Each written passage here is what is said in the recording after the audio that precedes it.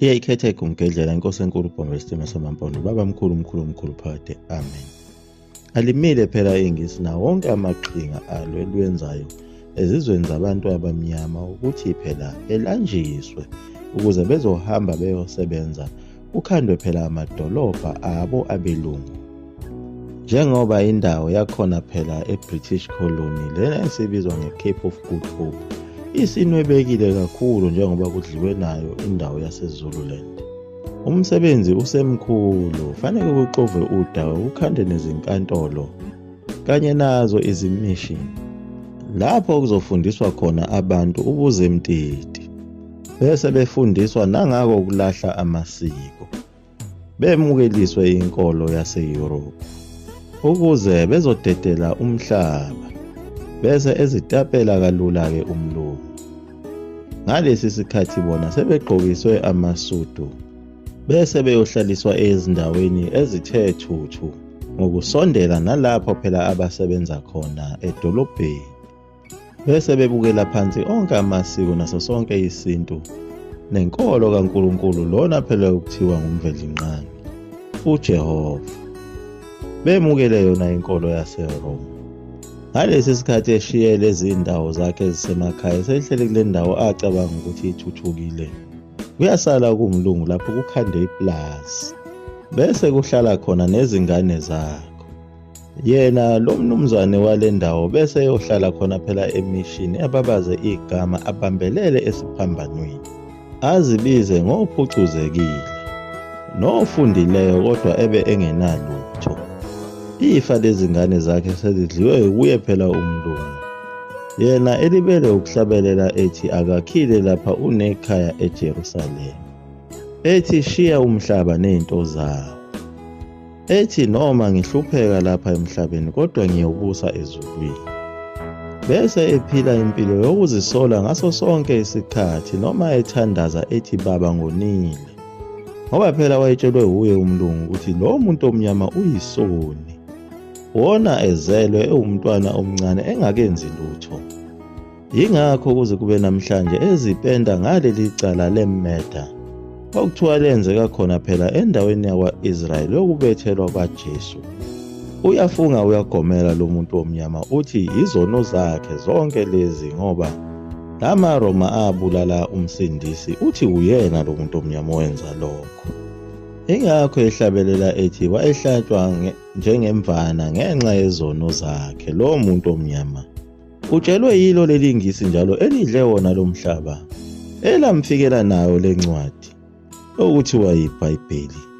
Elimtshelile futhi ingisi ukuthi ukugqoka kwakhe nakho kuyisono, lokugqoka amabheshu nezidwaba nezinhloko ezazifakwa yibo phela ogogo bethu, nakho ukufuya izinkomo kuyisono ngoba ufuyele idlozi.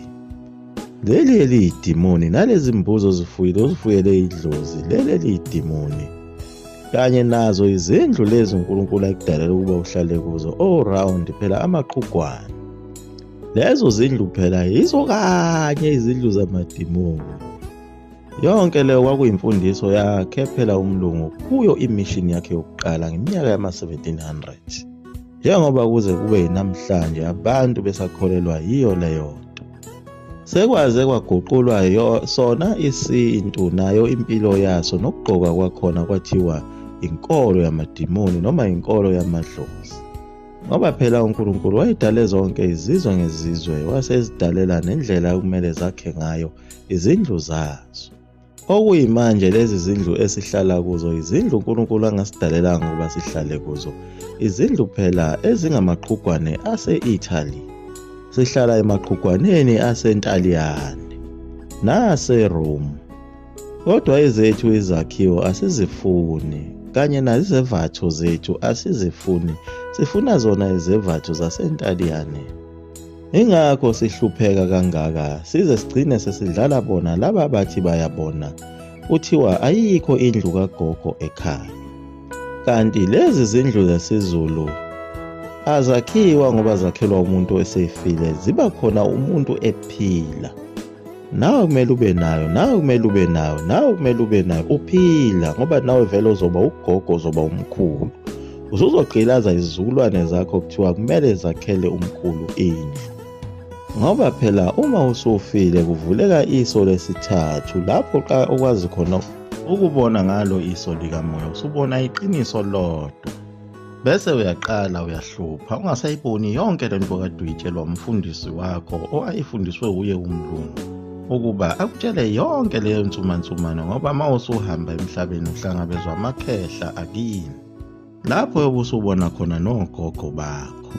Ilapha-ke uqala khona ukufakela abantu zonke lezi inkinga zakho, usubuya manje usuzobapokela. Sufuna ukuhlatshelwa izimbuzi nokuhlawulelwa ukuthi wawuthuka bona obabamkhulu bakho abakuletha emhlabeni bethi uzobakhela imizi. Wena walibala ukondla indoda yaseNigeria ezibiza ngomfundisi.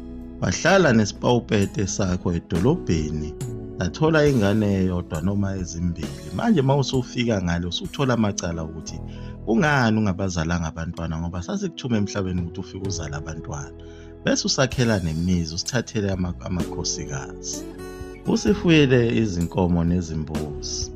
Phela ngisho zona izipoki lezi zazingekho emandulo. Izipoki zaqala ngakho ukufika kwenkolo yobuKristu, lapha abantu abasebeduka khona endleleni bese beyabuya beze emhlabeni bezocelela ukuthi indlela phela kasiyiboni, sicela niselekelele, nisihlawulele namacala ethu esiwenzileyo. Endulo umuntu wayethi mayishonile wayibuya afika bonge asho ethi usebabonile obabamkhulu bakhe. Lapho naningaphinde nimphuphe khona noma nihluphe ngezimbuzi ezifanele zihlatshwe, ngoba zonke izinto zakhe wayezenzile emhlabeni ngendlela eqondile. Kodwa kwanede wafika isonto, abantu baphuma endleleni kaNkulunkulu nendlela yase-Afrika, baqala baba nezinkinga, base bephenduka izipoki. Njengoba nanamhlanje bebaningi kakhulu abantu abasazophenduka zona izipoki, laba bahluphe zona izingane zethu. Kuyoba kuhle ukuthi umuntu okule nkolo azale kakhulu izingane ukuze ezohlupha ezakhe izingane, angayi ezinganeni zabafowabo. Ngoba abantu abakule nkolo bayohlupho kakhulu ngisho besaphila emhlabeni. Lapho uma bengasayiboni impumelelo khona, bayahamba phela bekhona emakhaya isinyelela beyofuna ukwenzelwa okuthile. Noma izingane zakhe lo muntu okule nkolo sezihamba isinyelela zithi asifuni ukuthi umama azi noma ubaba azi, kodwa siyabona ukuthi impumelelo kayikho. Ngoba kuyo phela le nkolo imishado kayibi khona, kuba yiyo phela leyo emhlophe yokubhala engayindawo, ozothi noma esefile kutholakala futhi ukuthi akaganiwe noma akaganile.